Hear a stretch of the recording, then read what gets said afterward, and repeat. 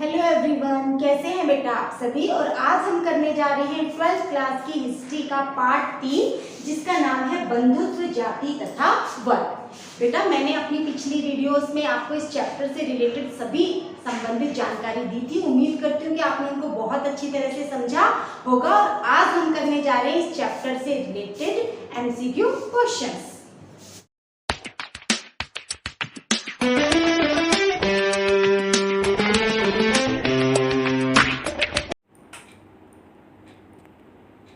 पहला प्रश्न है, शास्त्रों के अनुसार केवल डैश राजा हो सकते थे, ब्राह्मण, क्षत्रिय, शूद्र या फिर वैश्य। तो सही जवाब है बेटा, शास्त्रों के अनुसार केवल क्षत्रिय ही राजा हो सकते थे। दूसरा प्रश्न, महाभारत में कौरव और पांडव किस वंश से संबंधित थे, कुरुवंश, चंद्रवंश, सूर्यवंश या फिर इनमें से कोई नहीं। तो सही जवाब है बेटा, कौरव और पांडव कुरुवंश से संबंधित थे। तीसरा प्रश्न है, 1951-52 में हस्तिनापुर नामक एक गांव में उत्खनन निम्न में से किसके द्वारा किया गया, जॉन मार्शल, बीबी लाल, कॉलिन मैकेंजी या फिर कनिंघम। सही जवाब है बेटा बीबी लाल। चौथा प्रश्न है, किसी पुस्तक का विश्लेषण करते समय इतिहासकार किन पहलुओं पर विचार करते हैं, भाषा, विषय वस्तु, लेखक की जानकारी या फिर उपरोक्त सभी। तो सही जवाब है बेटा कि किसी पुस्तक का विश्लेषण करते समय इतिहासकार उसकी भाषा, विषय वस्तु, लेखक, रचना काल यानी इन सभी पहलुओं पर विचार करते हैं। पांचवा प्रश्न है, शक कहाँ से संबंधित थे, दक्षिण एशिया, पूर्वी एशिया, पश्चिम एशिया या फिर मध्य एशिया। तो सही जवाब है बेटा, शकों का संबंध मध्य एशिया से था। छठा प्रश्न है, निम्न में से कौन सा राजवंश अपने मातृ नाम से प्रसिद्ध था, गुप्त, मौर्य, सातवाहन या फिर उपरोक्त सभी। तो सही जवाब है बेटा, सातवाहन वंश अपने मातृ नाम से संबंधित था, यानी कि ये अपने नाम के आगे अपनी माता का नाम लगाते थे। सातवां प्रश्न है, महाभारत का युद्ध कहाँ लड़ा गया, पानीपत में, कुरुक्षेत्र में, बनावली में या फिर हस्तिनापुर में। तो सही जवाब है बेटा कुरुक्षेत्र में, जो कि 18 दिन तक चला था महाभारत का युद्ध। आठवां प्रश्न है, शुंग और कण्व जो मौर्यों के उत्तराधिकारी थे उनका संबंध किस वर्ण से था, शूद्र, क्षत्रिय, वैश्य या फिर ब्राह्मण। तो बेटा सही जवाब है शुंग और कण्व जो कि ब्राह्मण थे। नौवां प्रश्न, सबसे प्रसिद्ध शक शासक कौन था, कनिष्क, रुद्रदामन, चंद्रगुप्त या फिर हर्षवर्धन। तो सही जवाब है बेटा, सबसे प्रसिद्ध शक शासक था रुद्रदामन। 10वां प्रश्न है, वर्ण व्यवस्था के अनुसार शूद्रों का क्या कार्य था, वेद पढ़ना, युद्ध लड़ना, व्यापार करना या फिर तीनों उच्च वर्णों की सेवा करना। तो सही जवाब है बेटा, शूद्रों का एकमात्र कार्य था तीनों उच्च वर्णों की सेवा करना। 11वां प्रश्न, महाभारत एक गतिशील ग्रंथ है, क्यों? इस महाकाव्य में अनेक पाठांतर भिन्न भिन्न भाषाओं में लिखे गए, क्षेत्र विशेष की कहानियां इसमें समाहित कर ली गई, मूर्ति कला, चित्रकला, नृत्य कला के लिए विषय वस्तु प्रदान की गई या फिर उपरोक्त सभी। तो सही जवाब है बेटा, महाभारत एक गतिशील ग्रंथ है क्योंकि ये सभी कारण इसको गतिशील बनाते हैं। तो इसलिए सही जवाब है उपरोक्त सभी।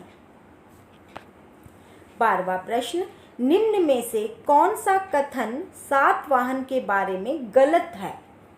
बहुपत्नी प्रथा को अपनाया था, पत्नियां पति का गोत्र धारण करती थी, विवाह समान गोत्र में किया गया, या फिर उपरोक्त सभी।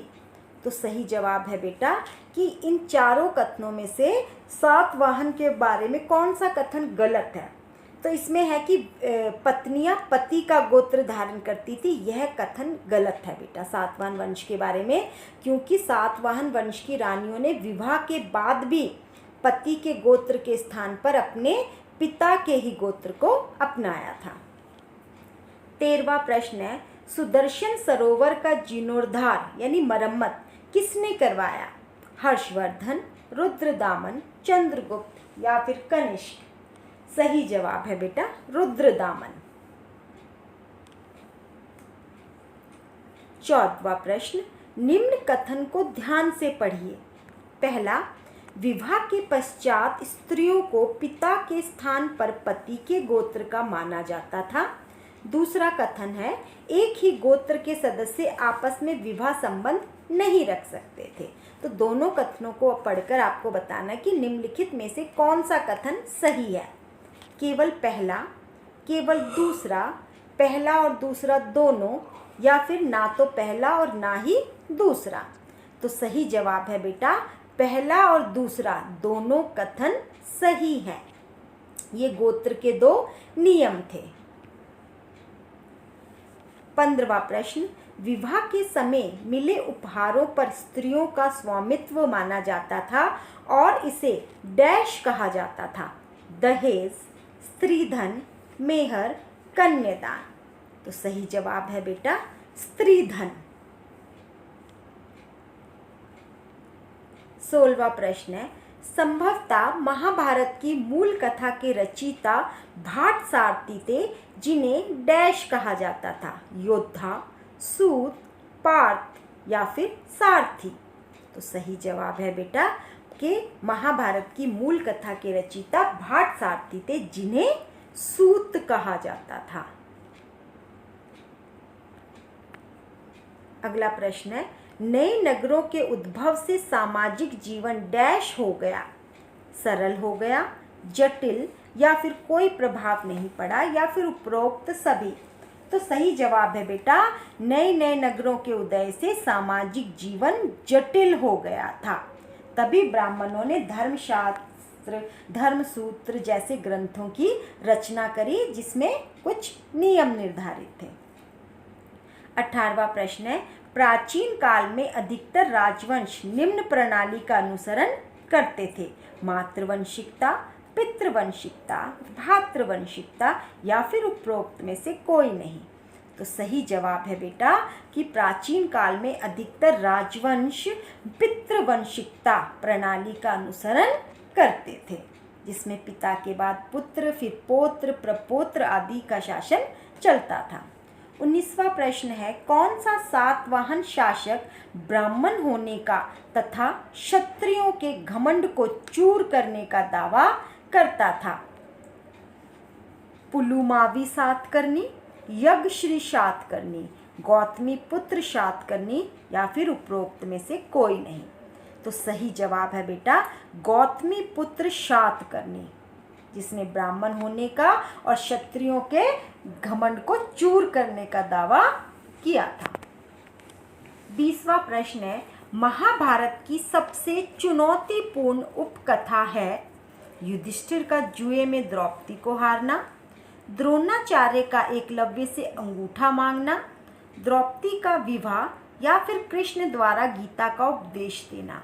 तो सही जवाब है बेटा महाभारत की सबसे चुनौतीपूर्ण उपकथा है द्रौपदी का विवाह। द्रौपदी का विवाह पांचों पांडवों से हुआ था, जो कि बहुपति प्रथा का एक उदाहरण हमारे सामने प्रस्तुत करता है। तो उम्मीद करती हूँ बेटा इस पाठ के सभी प्रश्न आपने किए होंगे। तो इसी तरीके से आप मेरी वीडियोस को लाइक कीजिए, कमेंट कीजिए। अगर आपने हमारे चैनल को अभी तक सब्सक्राइब नहीं किया है तो उसे तुरंत सब्सक्राइब करें। धन्यवाद।